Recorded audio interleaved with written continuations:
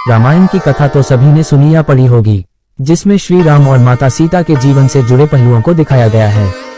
उन्हीं में से एक कहानी में बताया गया है कि कैसे मर्यादा पुरुषोत्तम राम अपनी पत्नी सीता को एक धोबी की बातों में आकर अयोध्या छोड़कर जाने को कह दिया था। लेकिन क्या आपको पता है कि वो धोबी के रूप में जन्मा एक पक्षी था, जिसके श्राप की वजह से ही माता सीता को वन में भटकना पड़ा था। जी हाँ, आपने सही सुना, माता सीता को श्राप मिला था।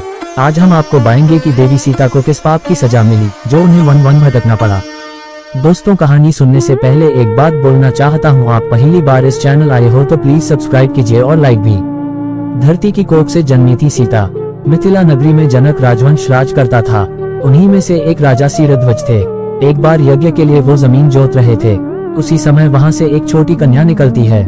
इस सुंदर कन्या को देखकर राजा को बहुत खुशी हुई। उन्होंने उस कन्या को अपनी पुत्री बना लिया। उसका नाम सीता रखा। एक दिन सीता अपनी सहेलियों के साथ बगीचे में खेल रही थीं। वहाँ उन्हें एक तोते का जोड़ा दिखाई दिया जो बहुत ही खूबसूरत था। वे दोनों पक्षी एक पर्वत की चोटी पर बैठकर बातें कर रहे थे। पृथ्वी पर श्री राम नाम से विख्यात एक बड़े सुंदर राजा होंगे। उनकी महारानी का नाम सीता होगा।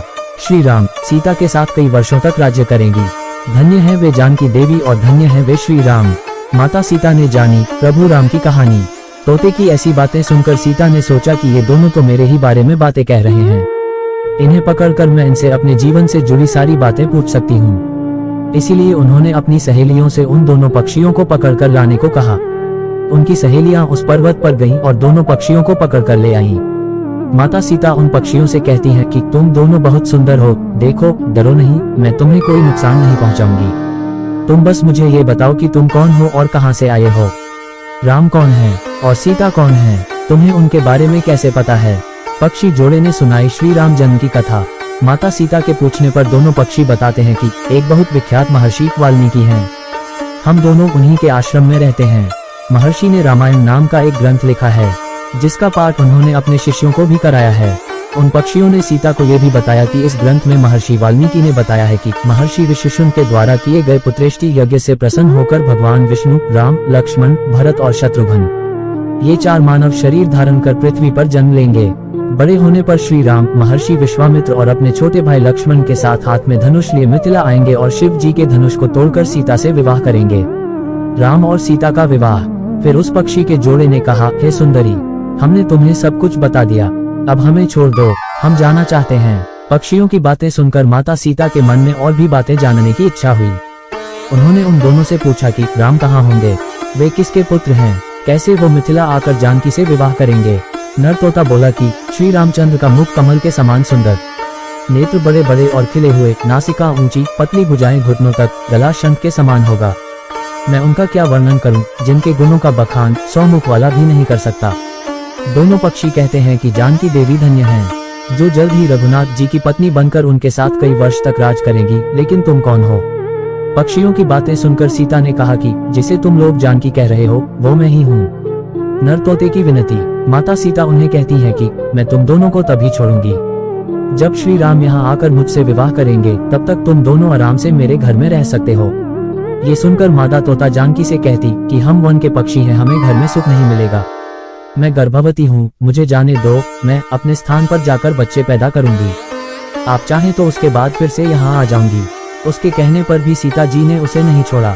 तब उसके पति यानी नर तोते ने कहा, सीता मेरी पत्नी को छोड़ दो, वो गर्भवती है, जब ये बच्चों को जन्म दे देगी तब उसे लेकर मैं फिर तुम्हारे पास आ जाऊंगा। माता सीता को पक्षी जोड़े का श्राप। तब माता सीता ने कहा, तुम आराम से जा सकते हो, लेकिन ये मुझे बहुत पसंद है, तुम घबराओ नहीं, मैं इसकी अच्छे से देखभाल करूंगी। जब सीता ने उस मादा तोते को छोड़ने से मना कर दिया, तब वो पक्षी दुखी हो गया। पक्षी दोबारा सीता जी से निवेदन करता है कि मैं अपनी पत्नी के बिना जिंदा नहीं रह सकता, इसलिए इसे छोड़ दो। माता सीता, तुम बहुत अच्छी हो, मेरी प्रार्थना मान लो।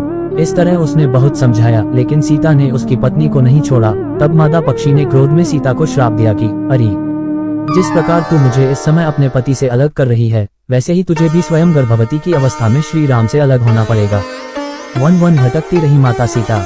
कुछ दिन बाद पति से बिछड़ने के दुख में मादा पक्षी के प्राण निकल गए। पत्नी की मौत हो जाने पर नर पक्षी दुखी हो गया। फिर वो सीता जी से बोला कि मैं मनुष्यों से भरी श्री राम की नगरी अयोध्या में जन्म लूंगा, मेरे ही कारण तुम्हें पति के वियोग का दुख उठाना पड़ेगा। ये कहकर वो वहां से उड़ जाता है। कुछ साल बाद उसका जन्म अयोध्या में धोबी के घर हुआ। उस धोबी के कारण ही सीता जी का अपमान हुआ। उन्हें अपने पति श्री राम से अलग होना पड़ा। उस तोते का श्राप ही सीता जी के पति श्री राम से बिछड़ने का कारण बना। इसीलिए जब माता सीता गर्भवती थी तो उन्हें भी पति से दूर वन में रहना पड़ता है। आपने अक्सर लोगों को कहते सुना होगा कि हमें हमारे कर्मों का फल हमें यही मिलता है।